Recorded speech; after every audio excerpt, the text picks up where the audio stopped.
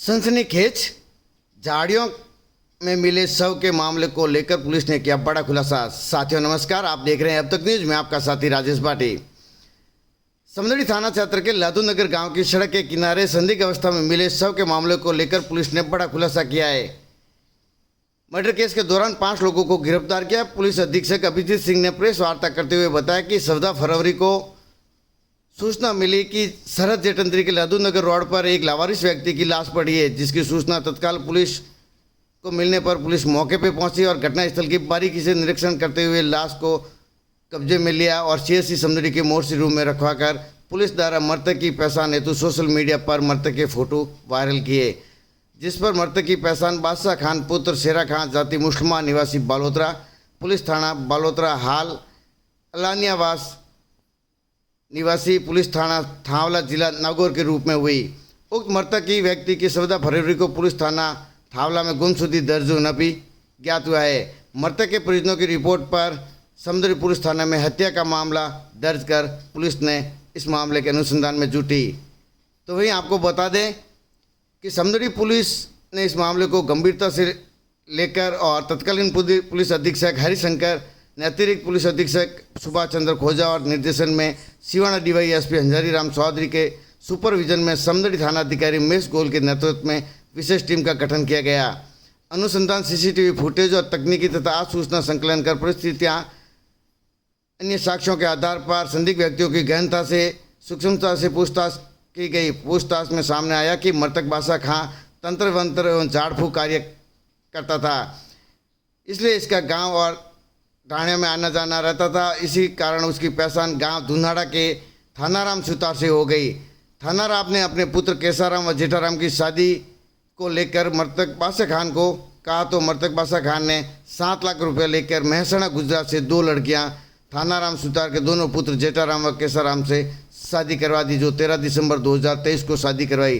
शादी के 1 माह बाद दोनों लड़कियां वापस अपने घर महसाणा चली गई।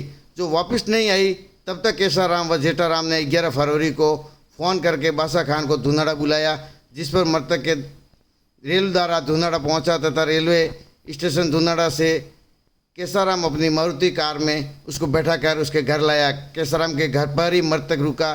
दूसरे दिन 12 फरवरी के शाम तक मृतक केसाराम के घर पर ही रहा। मृतक बादशाह खान से 7 लाख रुपये वापस निकाल लेने को लेकर केसाराम व जेठाराम का झगड़ा हुआ। तो वही अपने दोस्त राजू पटेल को अपने घर बुलाया, क्योंकि केसाराम का दोस्त राजू पटेल जिसने विवाह के दौरान 2 लाख रुपये केसाराम को उधार दिए थे, इसलिए उसने उधार के पैसे वापस लाने के लिए अपने दोस्त प्रकाश पटेल और रमेश माली को लेकर अपनी मोटरसाइकिल से केसाराम के घर पहुंचा।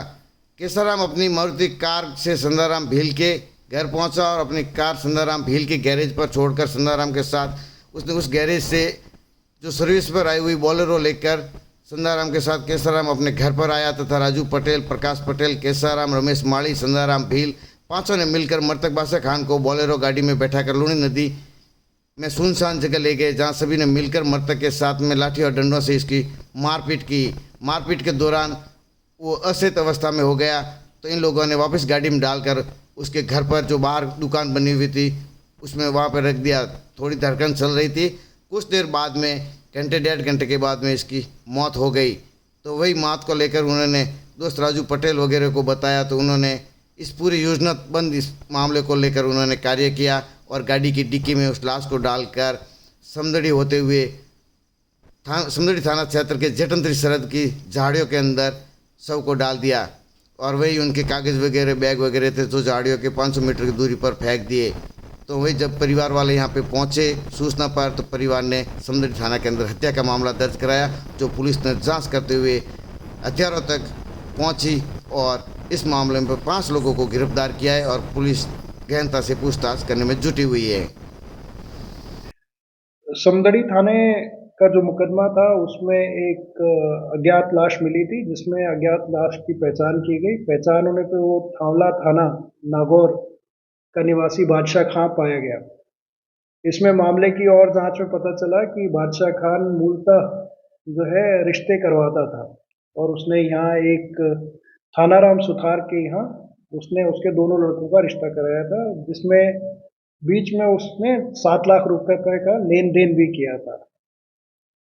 और ये 23/12/2023 को इन्होंने शादी कराई थी, और लगभग महीने भर के अंदर ही दोनों जो शादी कराई थी वो लड़कियां अपना घर छोड़ के चली गई, जिसकी वजह से थानाराम के जो बच्चे हैं केसाराम और जेठाराम, इन दोनों से जिनसे इन्होंने पैसे लिए तो उन्होंने पैसे मांगने शुरू किए। तो इन्होंने बादशाह खान को 11 तारीख को यहाँ बुलाया, और उसके बाद ये जेठाराम केसाराम के साथ ही रहे, जिसमें बाकी अन्य आरोपी रमेश,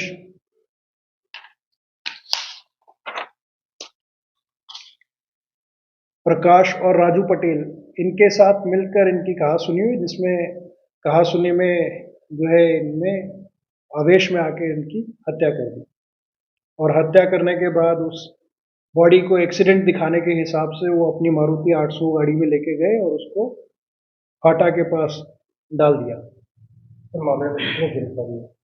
मामले में अभी तक कुल 5 गिरफ्तारियां हुई।